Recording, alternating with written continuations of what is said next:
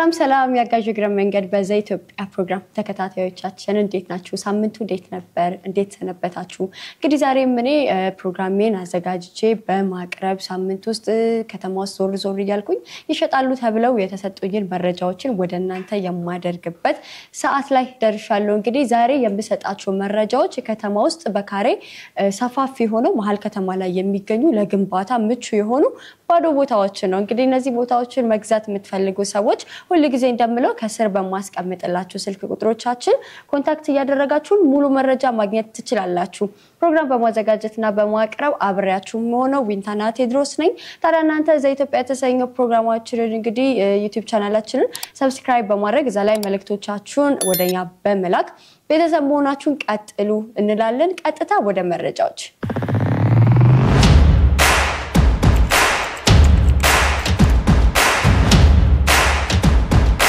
መግቢያ ላይ እንደነገርኳችሁ እንግዲህ አዲስ አበባ ከተማ ላይ መሃል ከተማ ላይ እንግዲህ ሰፋፊ ካሬ በተለይ ደግሞ ሪል ስቴት ግንባታ ላይ ለምትሰሩ ሰዎች ማግኘት ትንሽ አዳጋች ነው። ስለዚህ ምንድነው የምናደርገው ዛሬ ዞር ይያልኩ ያገኘዋቸውን ሰፋፊ ካሬ ያላቸው ቦታዎች ለግንባታ የተዘጋጁትን ወደናንተ የማቀርብ ይሆናል ማለት ነው።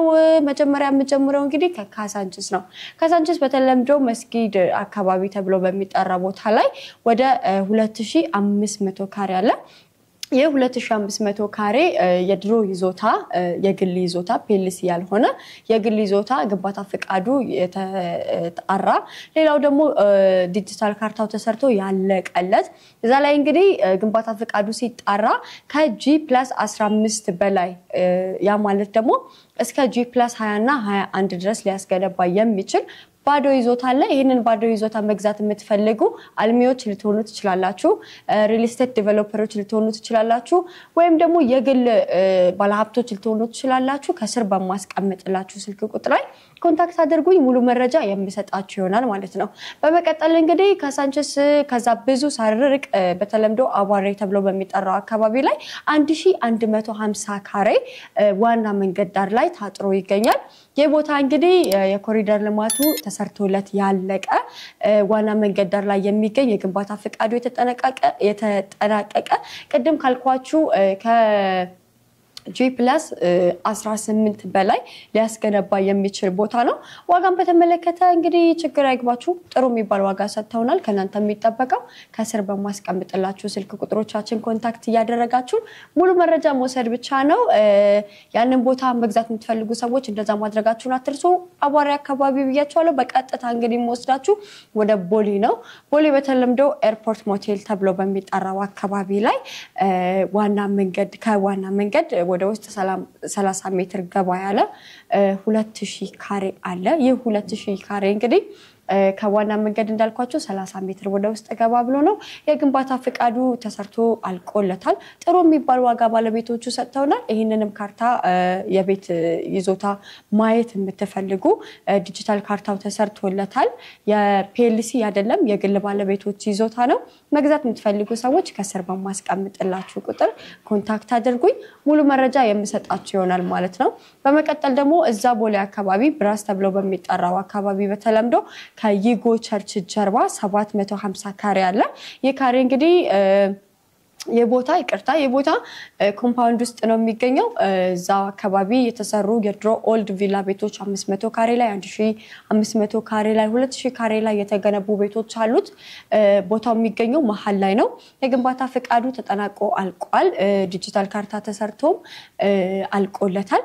መግዛት የምትፈልጉ ሰዎች ካላችሁ ከስር በማስቀምጥላችሁ ቁጥሮቻችን ኮንታክት አድርጉኝ። ስለ ቦታው ሙሉ መረጃ የምሰጣችሁ ይሆናል ማለት ነው።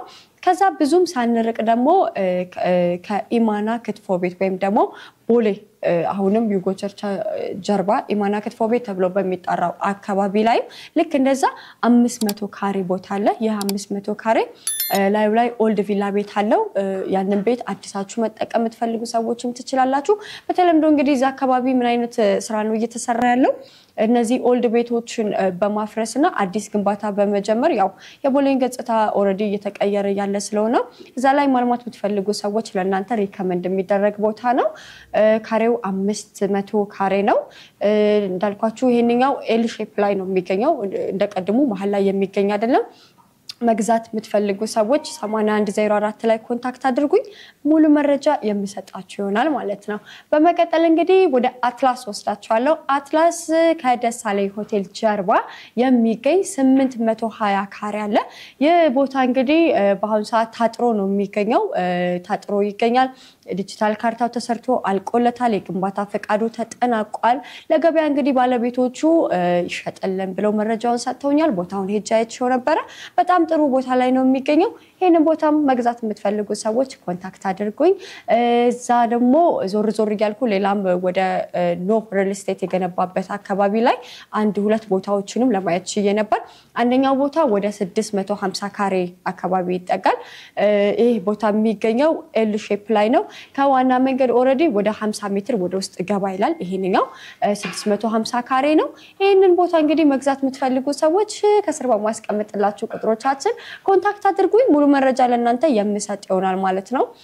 ከዛም ሰርቅ ወደ ደሳለኝ ሆቴል አሁንም ደሳለኝ ሆቴል አጠገብ ሊባል በሚችል አካባቢ ላይ እዛም 450 ካሬ አለ።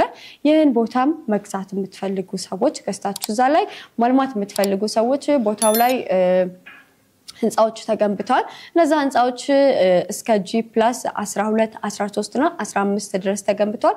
የግንባታ ፈቃዱን እስከዛ ድረስ እንደሚያስገነባ ባለቤቶቹ አሳውቀውናል። ካርታው ዲጂታል ተደርጎለታል። እዛ አካባቢ ይሄንን ይዞታ መግዛት የምትፈልጉ ሰዎች 8104 ላይ ኮንታክት አድርጉኝ ሙሉ መረጃ የምሰጣችሁ ይሆናል። ወይም ደግሞ ከስር በማስቀምጥላችሁ ቁጥሮቻችን ኮንታክት አድርጉኝ ሙሉ መረጃ የምሰጣችሁ ይሆናል ማለት ነው።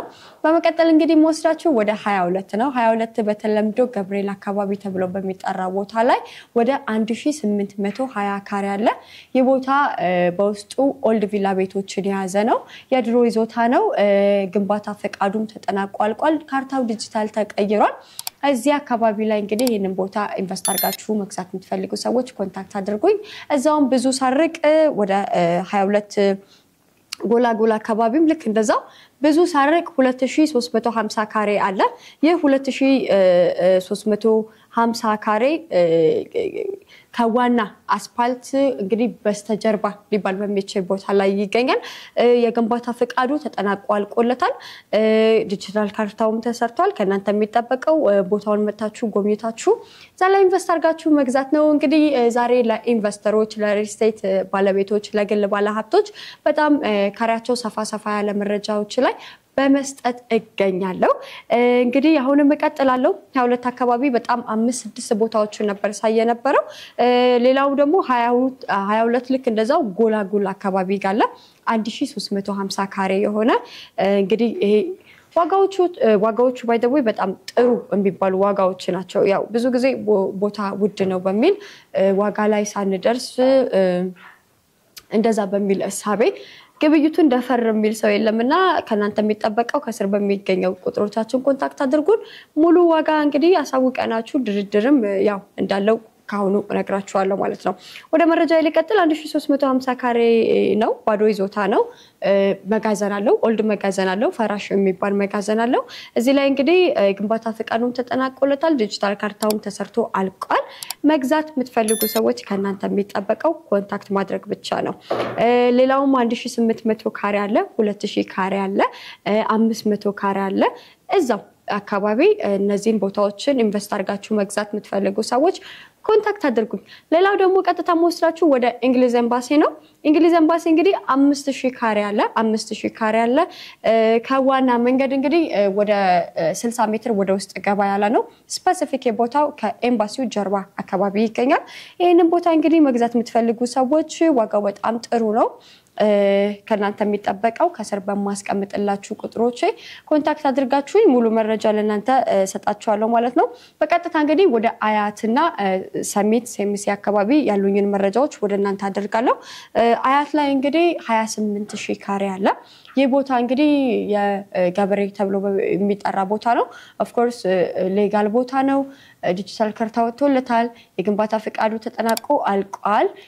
በፈቃደኝነት ባለቤቶቹ መሸጥ ስለሚፈልጉ ሰፋ ያለ አርባን ፕሮጀክት መስራት የምትፈልጉ ሪል ስቴት ዴቨሎፐሮች ካላችሁ ኮንታክት አድርጉኝ ሙሉ መረጃ መስጣችሁ ይሆናል። የካርታና ቦታውንም ሄጄ ስላየሁትኝ የቪዲዮ ያንዳንድ መረጃዎችን ወደ እናንተ የማቀርብ ይሆናል ማለት ነው እንግዲህ ይሄንን ቦታ አያምልጣችሁ ላለው በመቀጠል እንግዲህ መወስዳችሁ ወደ ሰሚት አካባቢ ነው ሰሚት ፔፕሲ ተብሎ በሚጠራው አካባቢ ላይ 30,000 ካሬ ልክ እንደዛው ካሬው በጣም ሰፋ ያለ ለግንባታ ምቹ የሆነ ቦታ አለ እዚህ ቦታ ላይ እንግዲህ የትምህርት ቤት ግንባታ የሆስፒታል ግንባታ የሪል ስቴቶች ግንባታና ሌሎች ደግሞ ከከተማ ስምምነት ፕላን ፈቃድ ጋር ኮላብ ሊያደርጉ የሚችሉ ፕሮጀክቶችን እዛ አካባቢ መስራት ትችላላችሁ ጥናቱ የተረጋገጠ ነው ካርታውም ዲጂታል ተደርጎ አልቋል ለሽያጭ የቀረበው ቦታ ነው እንግዲህ ኢንቨስት አድርጋችሁ መግዛት የምትፈልጉ ሰዎች ከናንተ የሚጠበቀው ከስር በሚገኘው ቁጥር ኮንታክት አድርጋችሁ ሙሉ መረጃውን መውሰድ ይሆናል ማለት ነው ልክ እንደዛውም ደግሞ ከ400 500 350 ካሬ 250 ካሬ 195 ካሬና 200 ካሬዎችም በተለምዶ ወደ አትሌቶች ሰፈር ሰሚት 72 ተብሎ በሚጠሩት ኪዳነ ምህረት ተብሎ በሚጠሩት አካባቢ ላይ በስፋት እንደነዚህ አይነት ካሬዎችም ለሽያጭ ወጥቷል እንግዲህ እነዚህን መረጃዎችም ሙሉ ለሙሉ የምትፈልጉ ሰዎች ከናንተ የሚጠበቀው ከስር በሚሰጣችሁ ቁጥሮች ላይ ኮንታክት ማድረግ ነው በቀጥታ እንግዲህ ሞስዳችሁ ሌላ ወደ መካኒሳ አካባቢ ነው መካኒሳ አካባቢም ልክ እንደዛው 1500 ካሬ ለሽያጭ ይወጣል ይሄንን ቦታ መግዛት የምትፈልጉ ሰዎች ኮንታክት አድርጉኝ ከዋና መንገድ 30 ሜትር ገባ ብሎ በስተጀርባ ይገኛል ሌላው ደግሞ አያት ጋር ያለው መረጃ ሰጥቻችኋለሁ መካኒሳ ሌላው ደግሞ ወደ ዘነበ ወርቅ ተብሎ በሚጠራው አካባቢ ልክ እንደዛው 300 ካሬ አለ